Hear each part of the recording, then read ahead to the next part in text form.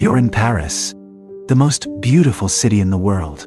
The Eiffel Tower glittering outside your window. Cobblestone streets. Café, culture. Fashion, tea. Romance, dorte. You should be living the dream. Instead, you're staring at your phone at 2 a.m., watching your latest Instagram post climb to 100,000 likes, and you feel, nothing. No joy, no pride, no satisfaction. Just the hollow, creeping dread of knowing.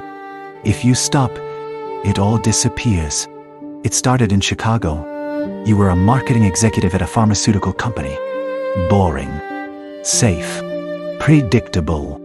Your entire strategy was social media. You built campaigns. You analyzed metrics.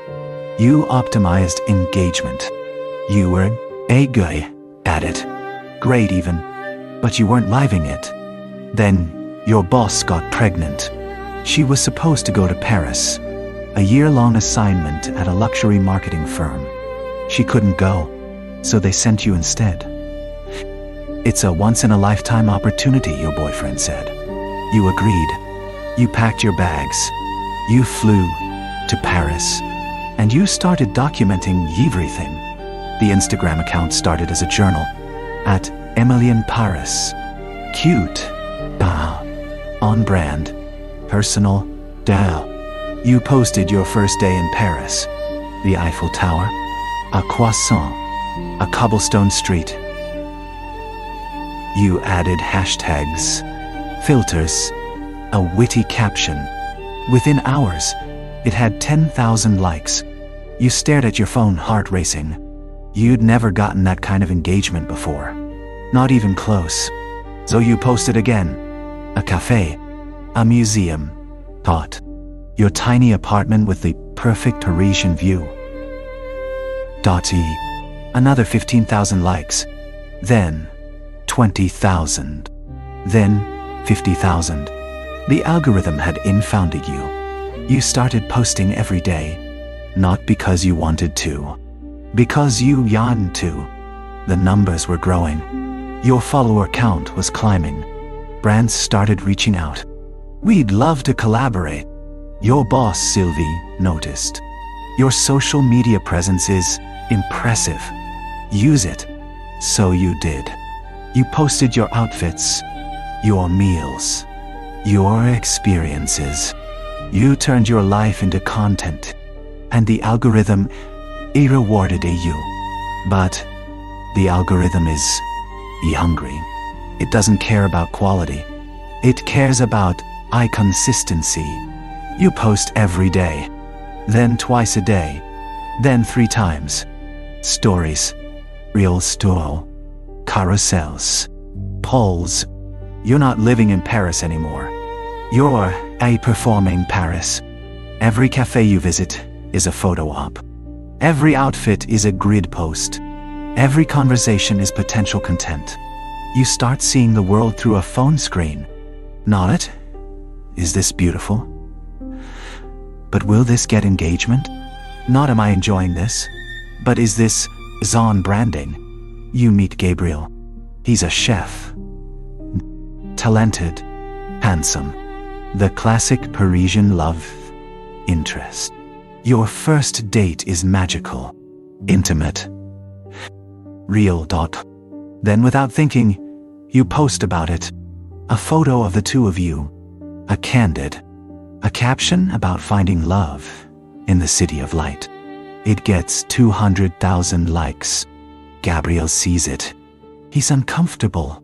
You posted about us already? It's just Instagram, you say? It's not a big deal. But it is a big deal. Because now, your relationship isn't private. It's contenting. Your followers expect updates. They comment. They ship you. I demand more. And you give it to them. Because the algorithm rewards romance, vulnerability, drama. So you turn your love life into a storyline. You lose Gabriel the first time because of it. He feels exposed, commodified, I'm not a character in your Instagram story, Emily. I'm a real person. You want to argue, but you can't. Because he's right. You've been treating everything like content. So he leaves. And you? You post about the breakup. A melancholic photo. A cryptic caption about heartbreak in Paris. It gets 500,000 likes. Your follower count spikes. The algorithm has learned. Pain performs even better than joy. You can't stop posting. You try. Once. You take a day off. A digital detox. Within hours, your engagement drops. Your reach plummets. Followers start unfollowing. Brands stop messaging. The algorithm punishes inconsistency. So you panic. You post 3 times in one day to compensate. The numbers stabilize. You breathe a sigh of relief, and you realize you're not in control anymore. The algorithm is. Your job becomes secondary to your feed. You're supposed to be working on campaigns, client accounts, strategy.kaya, but you're spending hours staging photos, editing captions, responding to comments. Sylvie notices. You're distracted. I'm building our brand presence, you counter. No, she says coldly. You're building your brand, and it's making you sloppy. She's right, but you can't stop. Because your Instagram followers are your currency now. More than your job, more than your relationships, more than your life. If you lose them, you lose everything. You start manufacturing experiences for content. You don't go to a museum because you want to see art. You go because it'll photograph well. You don't eat at a restaurant because the food is good. You eat there because it's Instagrammable. You don't have conversations. You have J moments. Everything is staged, curated, optimized. You're not living in Paris. You're J performing a life the algorithm wants to see. The comments start to change. At first they were supportive. You're living the dream. So jealous. Goals. But as your follower count grows, so does the criticism. She's so fake. This is all staged. Imagine being this privileged and still complaining. She doesn't even speak French. Embarrassing. You tell yourself not to read them. But you do. Every single one. And they are hurt. Because they're right. You're a fake. You're a privileged. You don't speak French well, but you can't stop. Because the algorithm doesn't care about authenticity. It cares about engagement. And hate comments. They engage eerily well. Well, you start losing friends. Mindy notices first. You're always on your phone. Even when we're hanging out. I'm working, you say.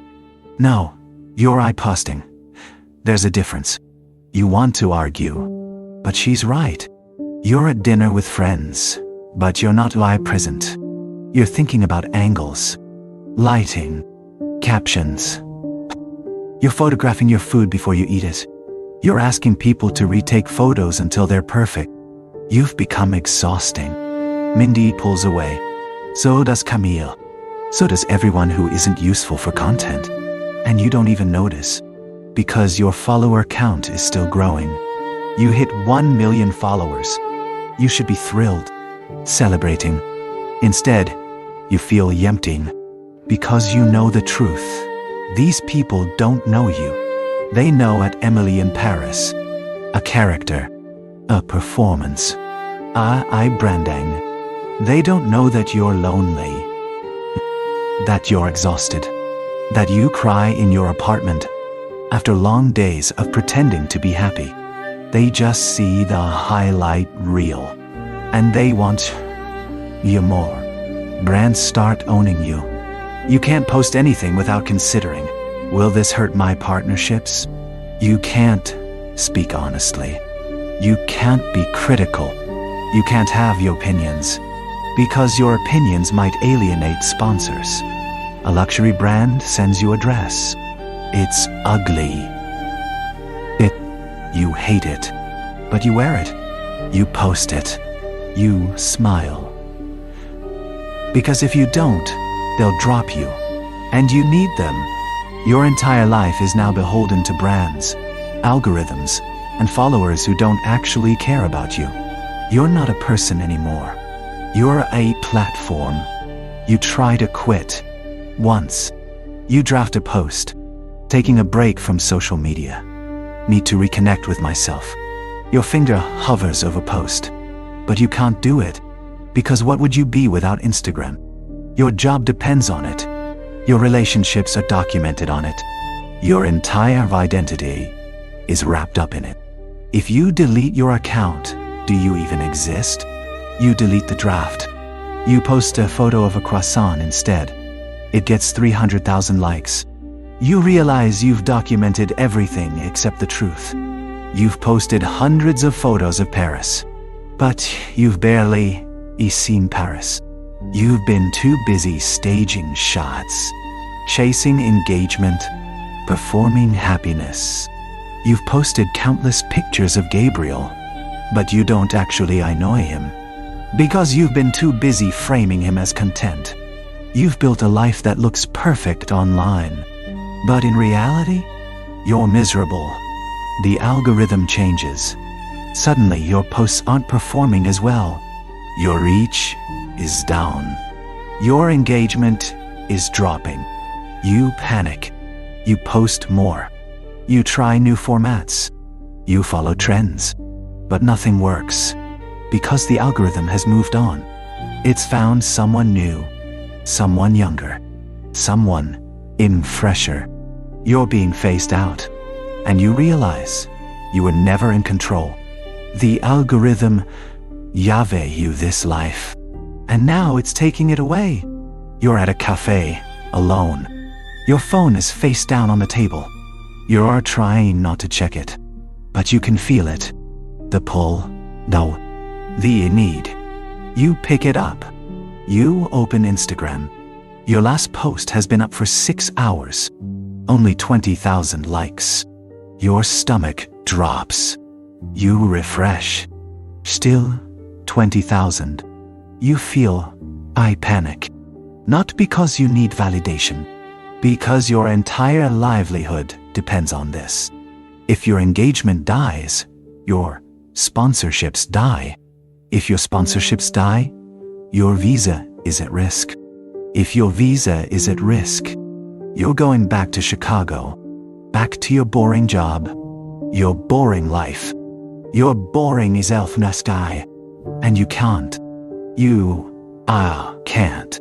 You post something desperate, a vulnerable caption, a real photo, struggling with burnout.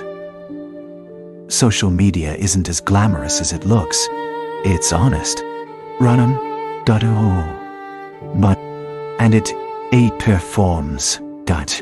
500,000 likes, thousands of comments. You're so brave. Thank you for being real. You should feel relieved. Instead, you feel disgusting, because even your pain is content now. Even your breakdown is optimized, Dane. You're Emily in Paris, the girl with 1 million followers, the influencer, the brand. You live in the most beautiful city in the world, and you've barely seen it. You're surrounded by people, and you've never been more alone. You've turned your entire life into content. Every moment staged, every relationship transactional, every experience filtered. You're not living. You're performing. You're a slave to the algorithm. It tells you what to post, when to post, how to feel. It rewards you when you obey. It punishes you when you don't. And you can't escape, because without it, you're nothing. Just a girl from Chicago who got lucky. And luck runs out.